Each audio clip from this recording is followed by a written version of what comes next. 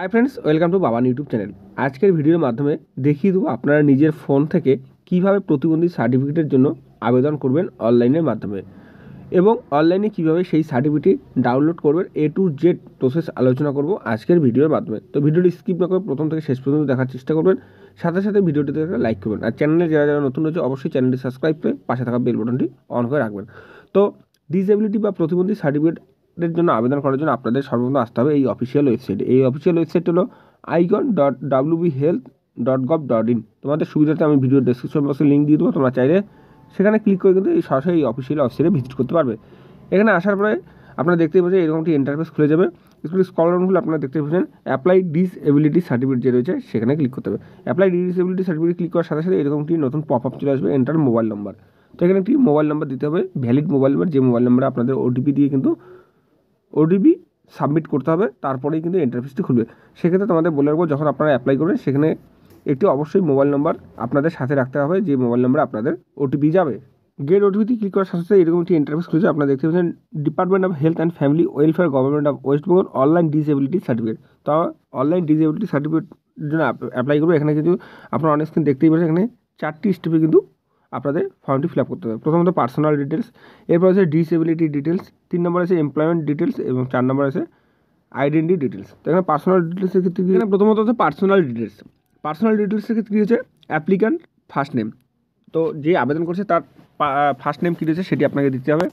Middle name থাকলে middle name আপনাকে দিতে হবে, লাস্ট নেম যদি থাকে সেটি আপনাকে দিতে হবে।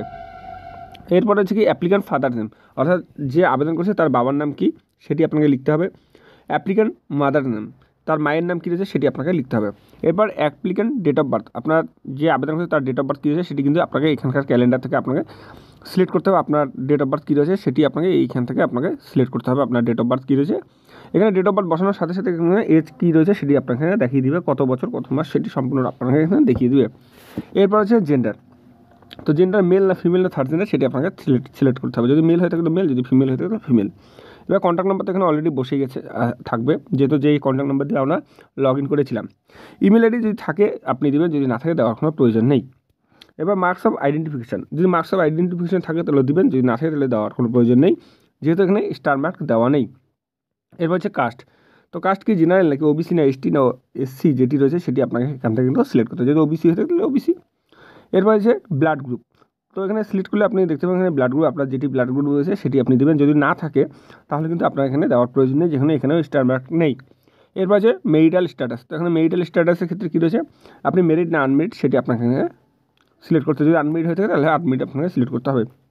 এরপর relationship with PWD, person with disability, তো যে আবেদন করছেন তার সাথে প্রতিবন্ধী যিনি রয়েছে তার সম্পর্ক কী, বাবা নাকি মা নাকি আঙ্কেল নাকি আন্টি না সিস্টার না ডটার না সন না আদার্স।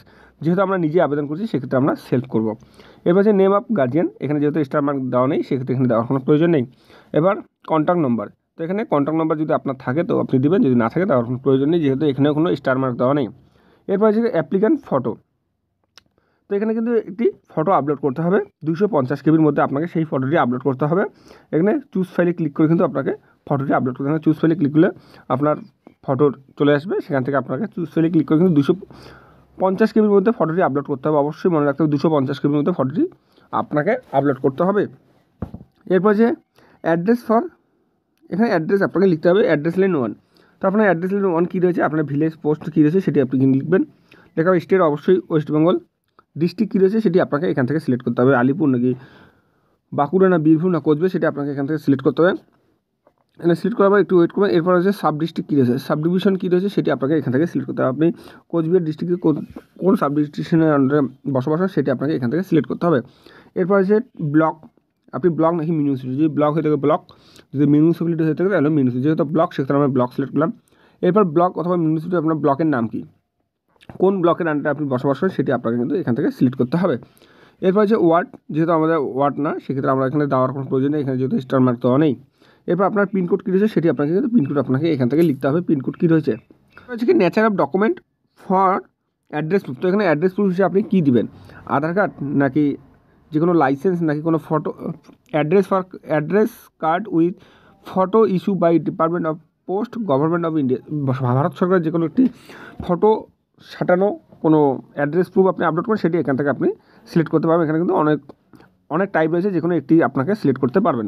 যদি আমি আধার কার্ড দিতে চাই সেক্ষেত্রে আমি আধার কার্ড ক্লিক করব এখানে এবং এই আধার কার্ডটাও কিন্তু আপনাকে আপলোড করতে হবে 250 কেবির মধ্যে। এখানে কিন্তু 250 কেবির মধ্যে সেই আধার কার্ডটা আপলোড করতে হবে। এরপর এখানে অ্যাড্রেস, এখানে পার্মানেন্ট অ্যাড্রেস যদি সেম হয়ে থাকে সেখানে এই চেক বক্সে ক্লিক করলে কিন্তু অটোমেটিক এখানে বসে যাবে, এখানে আর দ্বিতীয়বার কোনো লিস্টটার প্রয়োজন নেই। এরপরে যে নেক্সট কী আছে, এডুকেশনাল কোয়ালিফিকেশান। এডুকেশনাল ডিটেলসের ক্ষেত্রে আমার হাইয়েস্ট কোয়ালিফিকেশান কী আছে সেটি আপনাকে লিখতে হবে। প্রাইমারি নাকি হায়ার প্রাইমারি, না সিনিয়র সেকেন্ডারি, না হায়ার সেকেন্ডারি, না ডিপ্লোমা, না গ্র্যাজুয়েট, না পোস্ট গ্রাজুয়েট, যেটি রয়েছে আপনি কিন্তু সেটা এখান থেকে আপনি সিলেক্ট করতে পারবেন। সিলেক্ট করার পর এখানে কিন্তু আপনাকে আপলোড করতে হবে সেই কোয়ালিফিকেশানের সার্টিফিকেটটি। তো আপনি যদি এটি নাও করেন তাও কোনো প্রয়োজন নেই, যেহেতু এখানে কোনো স্টার মার্ক দেওয়া নেই, সেক্ষেত্রে এখানে দেওয়ার কোনো প্রয়োজন নেই। এখানে নেক্সটে ক্লিক করার সাথে সাথে আপনারা এরকম একটি ইন্টারফেস খুলে যাবে। আপনারা দেখতেই পাচ্ছেন এখানে do you have disability certificate. তো এখানে আমরা যেহেতু ডিসেবিলিটি সার্টিফিকেট পাইনি এবং অ্যাপ্লাই করছি, সেক্ষেত্রে নো আমরা করব। এবার যে ডিসেবিলিটি টাইপ, তো এখানে ডিসেবিলিটি টাইপ কী রয়েছে সেটি আপনাকে এখান থেকে কিন্তু সিলেক্ট করতে, আপনার ডিসেবিলিটি টাইপ কী রয়েছে, মেন্টাল নাকি মাল্টিপল নাকি ইন্টিকাল, যেটি রয়েছে আপনাকে কিন্তু সেটাতে এখান থেকে আপনি সিলেক্ট করতে হবে। লোকোমোটর যদি হয়ে থাকে সেটি লোকোমোটর করবেন, যেটি রয়েছে সেটি আপনাকে সিলেক্ট করতে হবে। এরপর হচ্ছে ডিসেবিলিটি টাইপ। তো এখানে ডিসেবিলিটি টাইপ এখানে ক্লিক করার পর এখানে কিন্তু অনেক প্রকার চলে আসবে, আপনি কোন রকম ডিসেবিলিটি। তো এর জন্য আপনাকে কী করতে হবে, এর জন্য সর্বপ্রথম আপনাকে হসপিটালে যেতে হবে। হসপিটালে গিয়ে আপনাকে চেক আপ করতে হবে আপনার কী সমস্যা। যদি চোখের সমস্যা হয় সেক্ষেত্রে চোখের সমস্যা ডাক্তারকে দেখানোর পরে ডাক্তার যে সার্টিফিকেটটি দিবে, কাগজটি দিবে, সেখানে কিন্তু লেখা থাকবে যে আপনি কী প্রকার ডিসেবিলিটি, মানে কী প্রকারে আপনি প্রতিবন্ধী, সেটি আপনাকে লেখা থাকবে। সেখান থেকে কিন্তু আপনাকে এখানে সিলেক্ট করতে হবে। যদি আপনার মেন্টাল হয়ে থাকে তাহলে কিন্তু আপনাকে মেন্টাল সিলেক্ট করতে হবে। মেন্টাল সিলেক্ট করার পর এখানে স্পেসিফাইড ডিসেবিলিটি যে রয়েছে সেখানে ক্লিক করলে কিন্তু আপনি এখান থেকে আপনাকে সিলেক্ট করতে হবে আপনার কোনটি আপনার রয়েছে, সেটি আপনাকে এখান থেকে সিলেক্ট করতে হবে। এরপর হচ্ছে কি, এরপর যেটি রয়েছে ডিসেবিলিটি পিরিয়ডস। তো এখানে ডিসেবিলিটি পিরিয়ডস কতদিন থেকে সেটি আপনাকে এখানে সিলেক্ট করতে হবে। যদি আপনার জন্মসূত্রে হয়ে থাকে বাই বার্থ, তাহলে ক্ষেত্রে আপনাকে ডিসেবিলিটি বাই বার্থ যে রয়েছে সেখানে ক্লিক করতে হবে।